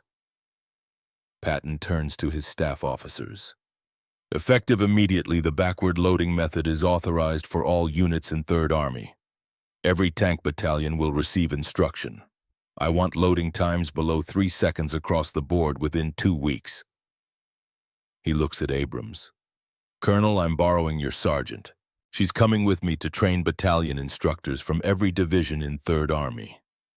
I want this technique standardized. I want it documented. And I want it implemented before we cross the German border. Abrams nods. Yes, sir. Patton walks to Willa, extends his hand. She shakes it, surprised. Generals don't shake hands with sergeants. Miss Brennan, you've done something remarkable. You've taken a weakness, being left-handed, being injured, being told you can't do something, and you've turned it into an advantage. That's the American way. That's how we win wars. He releases her hand. I expect great things from you, Sergeant. Don't disappoint me. No, sir, I won't. Patton climbs back into his command car. As it drives away, the crowd erupts in applause. Willa stands there surrounded by soldiers and thinks about Declan, about her brother who died because someone took 6 seconds too long. 6 seconds. She's cut loading time to 2 seconds. She saved hundreds of lives, and now, with Patton's backing, she'll save hundreds more. It's not enough to bring Declan back. But it's something. October 8th, 1944. Morning. Captain Harrison appears at the training field where Willa is instructing 20 new loaders. She sees him standing at the edge of the group, watching. When the session ends, he approaches. Sergeant Brennan. Sir? Harrison looks uncomfortable. I owe you an apology. I spent 3 weeks fighting your technique because it violated regulations, because it wasn't how we've always done things. He pauses. I lost 2 more loaders last week. Good men. Both died because they were too slow. He pulls out a notepad. I'd like to observe your training. Learn the technique properly so I can teach my own crews. Willa hands him a practice shell. Turn your back to the breech, sir. Use your dominant hand. Let physics do the work. Harrison tries it. Awkward at first, then smoother. 3.8 seconds, Willa says. With practice, you'll get below 3. Harrison nods slowly. I was wrong about you, Sergeant, and I'm sorry. You weren't wrong to question, sir. You were just wrong to stop looking for answers. It's not forgiveness, but it's understanding. And sometimes that's enough. Harrison stays for 3 hours, practices, takes notes, asks questions. When he leaves, he can load consistently at 3.4 seconds. Thank you, Sergeant, he says. My crews deploy next week. This might keep them alive. That's all I want, sir. Harrison salutes. Walks away. Willa watches him go and thinks, one more believer. One more commander who'll teach his crews. One more chance to keep brothers alive. The technique spreads like ripples in water. Wider. Faster. Farther. October 15th, 1944. 11 o'clock in the morning. Willa's 14th combat engagement happens without warning. She's been reassigned to a new crew. Temporary duty while she travels between battalions training instructors. The tank commander is a lieutenant named Frank Walsh, 23 years old, fresh from officer training. The gunner is a corporal named Eddie Riggs. The driver is a private named Danny Kowalski. Danny, Same name as Declan. Willa tries not to think about that. They're running a patrol route near Metz when the ambush happens. 3 panzers hidden in a grove of trees open fire at 400 yards. The first round misses by 10 feet. "Contact!" Walsh yells. "Gunner target left." Willa already has a shell in her left hand. Turns her back. Loads. Click. 2 seconds. Riggs fires. Miss. The panzer's moving. Reload. Willa loads. Click. 2 seconds. Riggs fires again. Hit. First panzer bruise up, but now the second panzer has their range. The round hits the Sherman's turret at an angle. Doesn't penetrate. But the impact throws Walsh against the turret wall. He goes down, blood streaming from a head wound. "Commander's hit!" Riggs shouts. Willa loads another shell. "Keep firing, Riggs! We need to pull back. We can't fight without—" "I said keep firing." Willa's voice cuts through. "Kowalski, reverse behind that ridge. Riggs target the panzer at 2 o'clock. She's giving orders now. A sergeant, commanding a crew because the lieutenant is unconscious. A woman commanding men in combat, unprecedented, against regulations. Exactly what the army said could never happen." Riggs traverses the gun. On target and fire, Willa loads. Click, the shell catches the second panzer in the side armor. Penetrates. Explosion. 2 down, 1 to go, but the third panzer is smart. Its commander has seen what happened. He's not charging. He's using cover, moving behind buildings. "I can't get a shot," Riggs says. "He's behind that farmhouse." Then we wait for him to show himself. "Kowalski, position us behind that stone wall. Riggs, keep your sight on that farmhouse corner. The moment he appears, you fire." Willa has a shell ready. Turned backward, left hand on the breech rim, waiting. 30 seconds pass, 60, 90, then the panzer appears, just for a moment, trying to relocate to better cover. "Now!" Willa shouts. Riggs fires. Willa loads another shell before the first one even hits. Click. 2 seconds. But they don't need the second shot. The first round catches the panzer in the track, immobilizes it. The crew bails out, running for the tree line. Silence. 3 panzers, 14 minutes of combat, 1 wounded crew member, but everyone alive. And Willa commanded the tank through the entire engagement. Walsh regains consciousness 10 minutes later. Looks at Willa with unfocused eyes. "What happened?" "We killed 3 panzers, sir. You took a hit to the head. Medics on the way." "Who gave the orders?" "I did, sir." Walsh tries to sit up. Winces. "Brennan, you can't. You're not authorized to command." "Sir, with respect, we were taking fire. Someone had to give orders. I was the senior NCO present." Riggs speaks up. "Lieutenant, she saved our lives, made the right calls, no hesitation. We got 3 kills and 0 casualties because she took command." Walsh looks at Willa for a long moment. Then he nods slowly. "Good initiative, Sergeant. I'll put that in my report." But Willa knows what he's really thinking. A woman commanded his tank. A woman gave orders to men. A woman fought and won. The army isn't ready for that. Not yet. Maybe not ever. October 20th, 1944. 8 o'clock at night. Willa sits in the mess tent writing a letter home. She hasn't written to her parents since Declan died. Hasn't known what to say.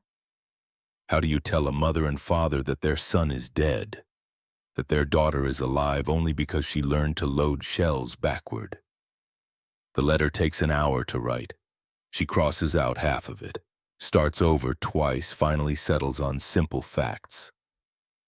Declan died bravely. She's safe. She's doing important work. She'll come home when the war ends. She doesn't mention the loading technique, doesn't mention training hundreds of men, doesn't mention commanding a tank in combat. Some things are too big for letters. Sergeant Kovac finds her as she's sealing the envelope. He's carrying a folder. "Brennan, got something for you." He sits down across from her. Opens the folder. Inside are after-action reports from across 3rd Army. Tank engagements from the past 3 weeks. "Look at this," Kovac says, pointing to a report from 1st Armored Division. 4 tanks using your method. Engagement near Nancy. Kill ratio 1-to-1. 0 casualties. He flips to another page. 9th Armored. 6 tanks. Kill ratio 0.8-to-1. That means they destroyed more panzers than they lost. Another page. 6th Armored. 10th Armored. 2nd Armored. Same story.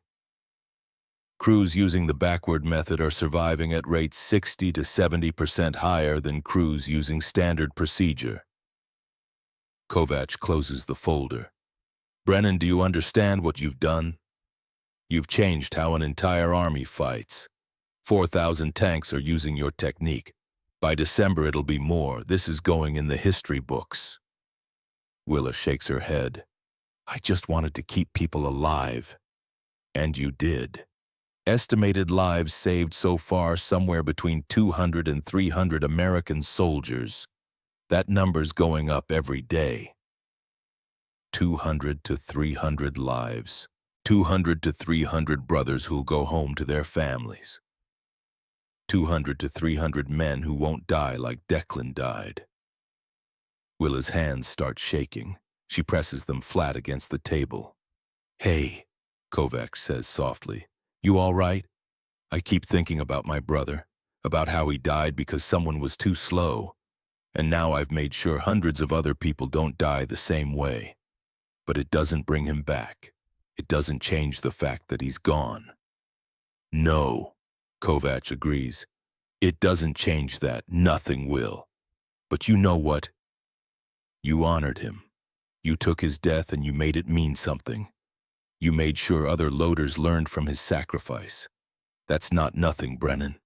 That's everything. Willa wipes her eyes. I just wish he could see what happened.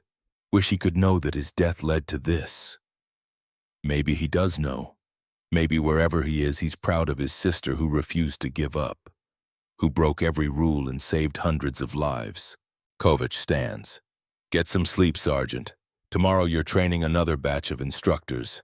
Patton wants them ready by the end of the week. He leaves. Willa sits alone in the mess tent, her letter home on the table in front of her. Outside she can hear tank engines, crews preparing for tomorrow's operations, men who are alive because she taught them to load backward. She touches Declan's ring on her left hand. I kept my promise, she whispers. I'm keeping them alive. And somewhere maybe Declan hears her. May 8, 1945. Victory in Europe Day. The war ends on a Tuesday.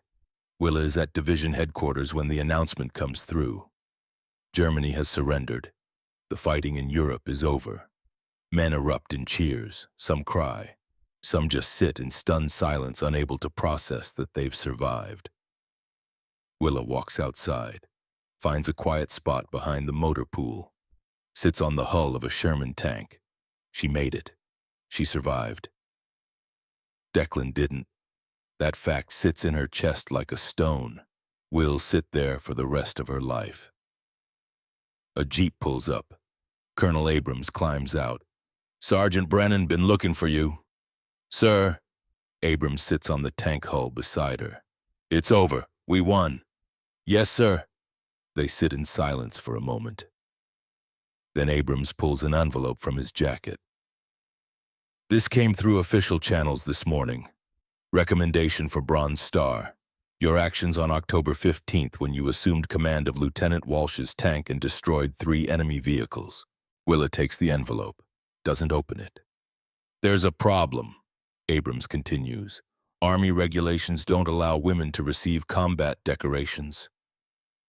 Women aren't officially allowed in combat roles, so the recommendation was denied.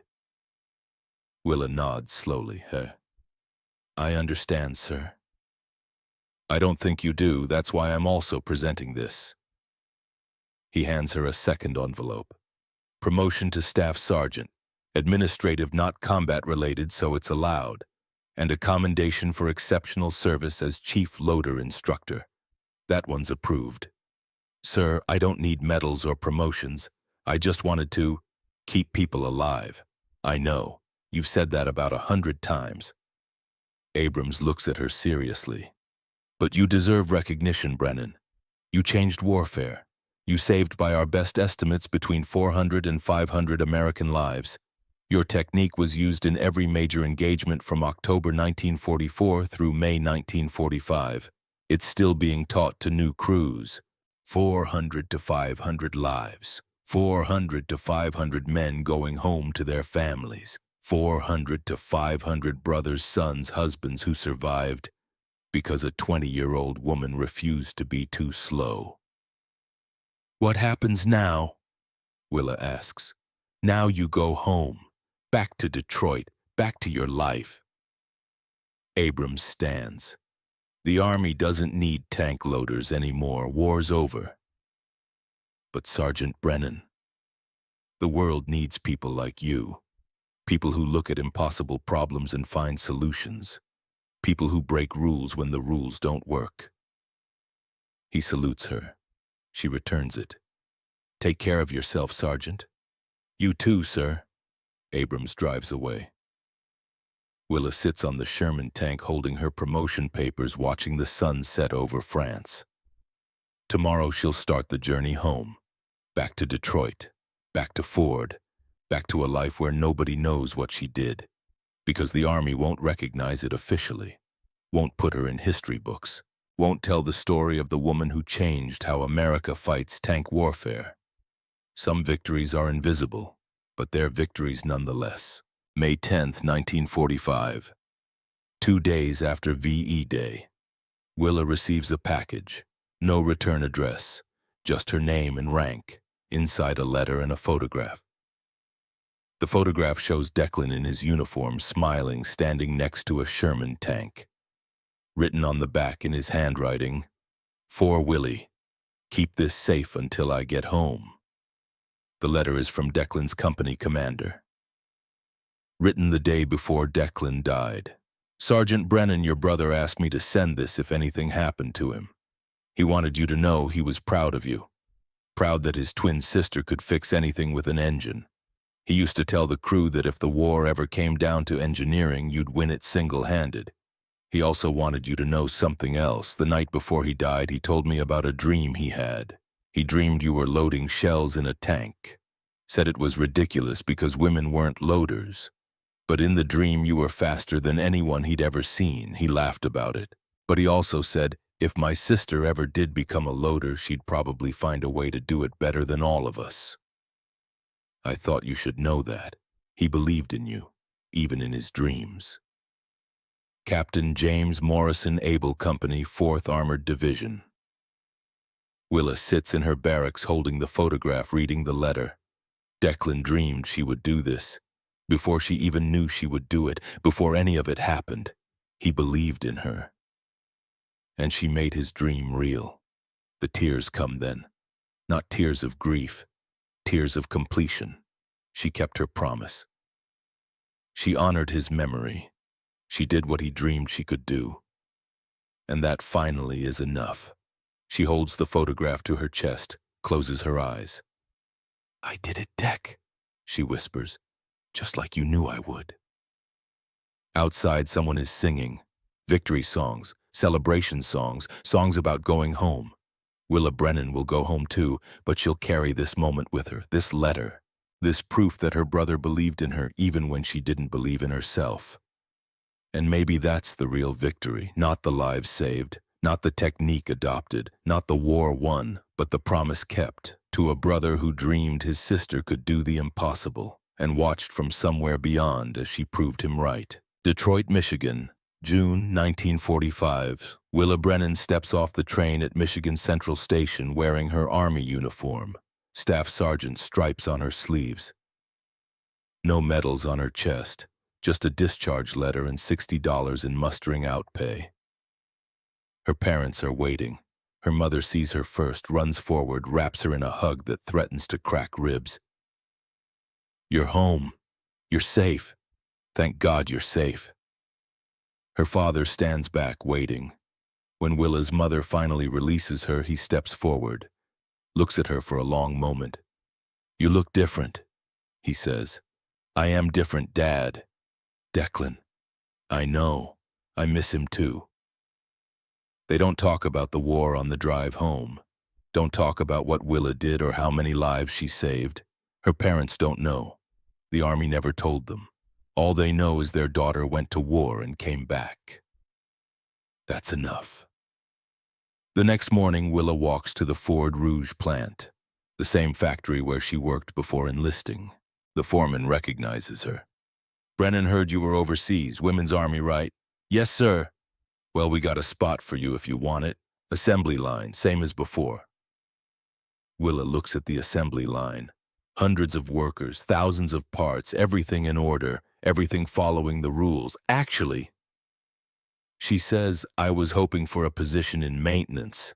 I've got experience with tank engines now, transmissions, mechanical systems." The foreman laughs. "Honey, we don't put women in maintenance. That's men's work." Willa feels something cold settle in her stomach. She commanded a tank in combat. She trained thousands of soldiers. She changed how an entire army fights. But here in Detroit in peacetime America, she's just a woman. And women don't do men's work. "I'll take the assembly line position," she says quietly. Because what choice does she have? The war is over. The recognition she never received in the army certainly won't come in civilian life. Nobody will know what she did. Nobody will care that she saved 500 lives. She's just Willa Brennan from Detroit, assembly line worker, woman who went to war and came back. That's all she'll ever be. 1947. Willa marries a man named Thomas Riley. He was an infantry sergeant. They met at a veterans gathering. He's quiet, kind, understands nightmares and the way certain sounds can send you back to France. They don't talk about the war much. Most veterans don't. But sometimes late at night, Thomas asks about her service. "What did you do over there?" he asks. "I was a mechanic, fixed tanks." It's not a lie, just not the whole truth. She doesn't tell him about loading shells backward, about training thousands of men, about commanding a tank in combat, about being the first woman to change American armor doctrine. Some stories are too big to tell. Some victories are too invisible to share. 1986. Willa Brennan. Riley retires from Ford Motor Company after 41 years. 3 children, 7 grandchildren. A quiet life in a suburb of Detroit. She's 62 years old. Her hands are scarred from decades of factory work. Her left hand still wears Declan's ring. She never took it off. At her retirement party, one of her granddaughters asks about the war. "Grandma, were you really in the army?" "Yes, sweetheart." "Did you do anything important?" Willa looks at her granddaughter, thinks about 500 lives saved, thinks about techniques that were used for decades, thinks about being the first woman to change how America fights. "I loaded shells in a tank," she says. "Kept the gun fed so the gunner could shoot. That's it. That's it." Because how do you explain to a 12-year-old that you changed the world and nobody noticed that you saved hundreds of lives and received no recognition? That you broke every rule and proved everyone wrong and then came home to a country that told you women couldn't do what you'd already done. You don't. You just smile and say you loaded shells and you keep the rest locked away where nobody can see. 1993. A historian finds Willa's name in archived after-action reports from 4th Armored Division. Dr. Naomi Rosenthal, professor of military history at the University of Michigan. She's researching tactical innovations during World War II. She finds a reference to Sergeant W. Brennan, Chief Loader Instructor 3rd Army. The reference is buried in a footnote. One line. No explanation of what Sergeant W. Brennan actually did, but Dr. Rosenthal is thorough. She digs deeper, finds after-action reports mentioning backward loading technique, finds statistics showing dramatic improvements in kill ratios and survival rates starting in October 1944, finds Colonel Abrams's recommendation for Bronze Star denied. She tracks down Willa through veteran registries. Makes a phone call. Willa is 71 years old when the phone rings. "Mrs. Riley, my name is Dr. Naomi Rosenthal. I'm researching 4th Armored Division tactics during World War II. I found your name in some records. Would you be willing to speak with me?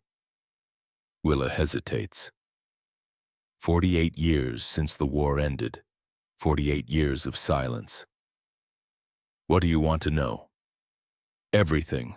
I believe you developed a loading technique that changed how American tank crews fought.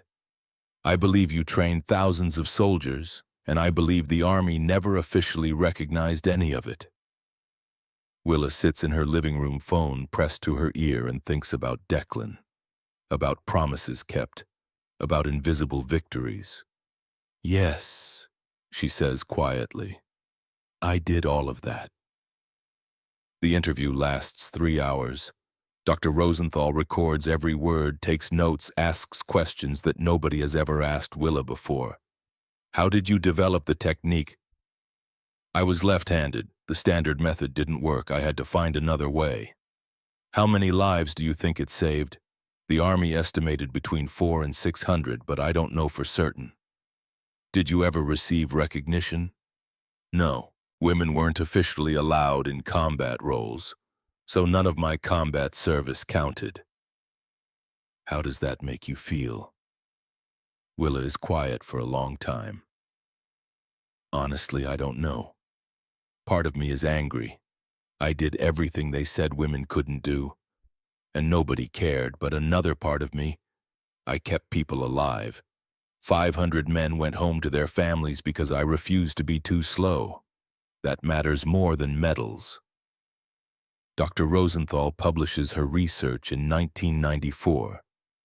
A paper titled Tactical Innovation from the Front Lines, the Untold Story of Sergeant Willa Brennan. It's published in a military history journal. Circulation may be 3,000 people, most of them academics. The world doesn't notice, but Willa has a copy, keeps it in a drawer. Sometimes takes it out and reads it, sees her story in black and white, proof that she existed, proof that she mattered. It's not a bronze star, but it's something. March 2004. Willa Brennan. Riley dies at age 82, peacefully, in her sleep, surrounded by family. Her obituary in the Detroit Free Press reads, Willa Brennan Riley, 82, of Dearborn, ww2 veteran Ford retiree, beloved mother and grandmother. 43 words, no mention of what she did, no mention of lives saved, no mention of being the first woman to change American armor doctrine. Just another veteran, just another woman who served and came home. The funeral is scheduled for a Saturday. Small service, family and a few friends, nothing elaborate. Willa wouldn't have wanted elaborate, but on the day of the funeral something unexpected happens. 11 strangers arrive, all men, ages ranging from 62 to 81, all wearing veteran caps, some Army, some Marines. Willa's daughter, Sarah, doesn't recognize any of them. Excuse me, she says to the first man. Did you know my mother? The man is 78 years old, white hair, leaning on a cane. He looks at Sarah with eyes that have seen too much. Ma'am, I never met your mother, but I'm alive because of her. I don't understand. My name is Jacob Morrison. No relation to Corporal Jack Morrison, who served with your mother, but I was named after him. I'm his nephew. My Uncle Jack talked about your mother until the day he died in 1987.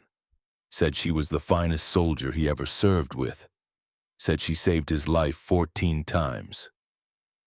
He reaches into his jacket, pulls out a faded photograph, a young Marine standing next to a Sherman tank. I served in the 1st Marine Division, 1951.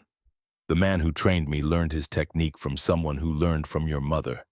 The backward loading method. I could load a shell in under 3 seconds. That speed saved my life in at least 4 engagements that I can remember. One by one, the 11 strangers introduced themselves.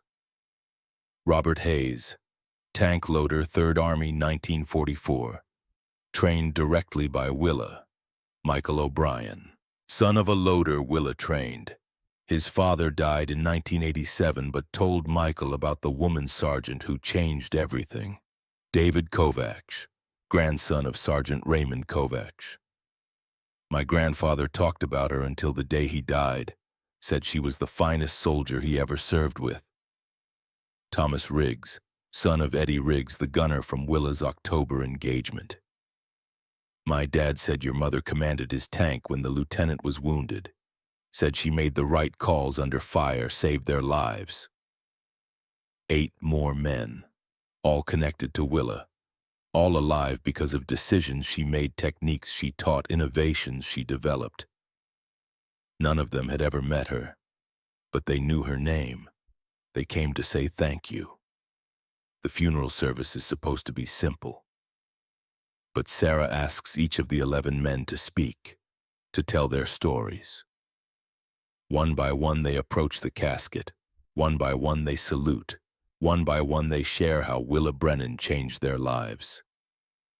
The 10th man approaches. He's 69 years old, carries a worn manila envelope. "Ma'am," he says to Sarah, "my name is Daniel Kowalski. I was the driver in Lieutenant Walsh's tank, October 15th, 1944. Your mother took command when the lieutenant was wounded. She gave the orders, she kept us calm, she got us through."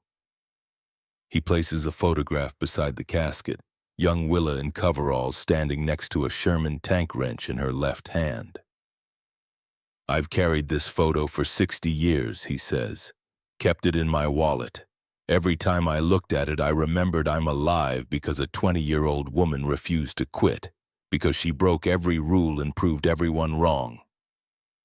He salutes the casket one final time.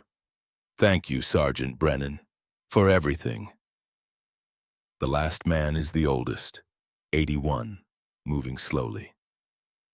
He approaches the casket with tears running down his face. He doesn't speak at first, just stands there looking at the closed casket. Finally, he turns to Sarah. "My name is Daniel Brennan," he says quietly.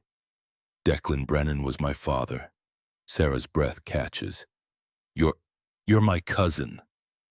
"I never knew my father. He died 2 days before I was born, September 17th, 1944.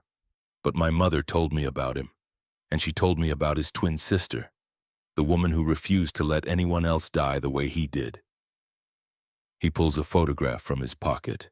Young Declan and Willa teenagers standing in front of their parents' house in Detroit, arms around each other's shoulders, identical smiles. "My mother received a letter from Sergeant Kovacs in 1945. He told her what Aunt Willa did, how she honored my father's memory, how she saved hundreds of men by developing a technique that kept them alive." Daniel's voice breaks. "I've spent my whole life wishing I could meet her, to say thank you for making sure my father's sacrifice wasn't meaningless, for making sure his death led to something that saved others." And he places the photograph beside the casket. "I brought this for her, so she'd know that Dad's family remembers, that his son knows what she did." He straightens, salutes. "Rest easy, Aunt Willa. Dad would be so proud."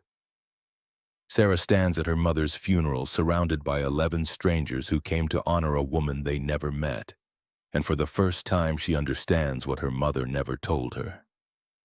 Willa Brennan wasn't just a factory worker, wasn't just a veteran, wasn't just a quiet woman who lived a quiet life in Detroit. She was a warrior, an innovator, a woman who changed warfare and saved hundreds of lives, and nobody knew until now. Fort Knox, Kentucky. Present day. The Patton Museum of Cavalry and Armor houses the largest collection of armored vehicles in the United States. Tanks from every era, every conflict, every evolution of American armor warfare. In the back corner of the main hall sits a restored M4 Sherman, serial number 3089267. The same tank Willa Brennan crewed during the engagement on September 19, 1944. A placard beside it reads, "M4 Sherman Medium Tank, used by 4th Armored Division European Theater, 1944 to 1945. Notable for innovative crew tactics that improved combat effectiveness. That's all it says. 14 words, no mention of Willa. No mention of the backward loading technique. No mention of 500 lives saved. But if you look closely at the loader's position inside the tank, someone has placed a small memorial, a photograph. A young woman in army coveralls, wrench in her left hand, standing beside a Sherman tank. No name on the photograph, no explanation of who she was or what she did, just an image, a memory, a ghost of a woman who changed the world and asked for nothing in return. In 2019, 75 years after she developed her technique, the United States Army posthumously awarded Willa Brennan the Bronze Star with Valor. The ceremony was small. Her grandchildren attended, a few military historians, a journalist from the Detroit Free Press. The citation read, "For exceptionally meritorious service and innovation in combat operations resulting in the saving of hundreds of American lives." It took 75 years, but finally, officially, the Army recognized what Willa Brennan did. Sarah Riley, Willa's daughter, accepted the medal, held it in her hands, thought about her mother who never asked for recognition, who spent 41 years working on an assembly line, who kept her victories invisible. She would have been proud, Sarah said at the ceremony, not of the medal, but of the fact that her story is finally being told, that people finally know what she did. The journalist asked a question. "What do you think your mother would want people to remember about her?" Sarah thought for a long moment. Then she smiled. She'd want people to remember that sometimes the best way forward is backward, that rules exist to be broken when they don't work, that being different, being left-handed, being a woman, being told you can't isn't a weakness, it's a strength. She looked at the bronze star in her hands. And she'd want people to know that heroes don't always look like what we expect. Sometimes they're quiet women from Detroit who fixed machines and refused to let anyone die the way their brother died. Sometimes heroes are invisible, but they're heroes nonetheless. Sarah placed the medal in a display case at the Patton Museum next to the photograph of her mother standing beside a Sherman tank. Above it, a new placard now reads, "Staff Sergeant Willa Brennan, 4th Armored Division, 3rd Army, developer of the backward loading technique, estimated American lives saved. 580 to 620, first woman to change U.S. Armor Doctrine, 1922-2004. I just wanted to keep people alive. Sergeant Willa Brennan, 1993. Every year on September 19th, a small ceremony is held at Fort Knox. Tank loaders from the modern Army gather at the museum. They stand in front of Willa's photograph. They salute, because they understand. They understand that what they do, how they load, how they fight, how they survive, it all traces back to a 20-year-old woman who turned her back on the rules and found a better way. They understand that innovation doesn't always come from generals or engineers or tactical theorists. Sometimes it comes from a scared kid with one working arm and a promise to keep. Sometimes it comes from grief and determination and the refusal to let anyone else die the way her brother died. Sometimes it comes from being told you're wrong and proving everyone right. Willa Brennan changed warfare, not with speeches or medals or official recognition, but with her left hand and her back turned in 3 seconds that meant the difference between life and death. She saved 500 lives, and for 75 years nobody knew her name. But now they do. Now they remember, and that finally is enough.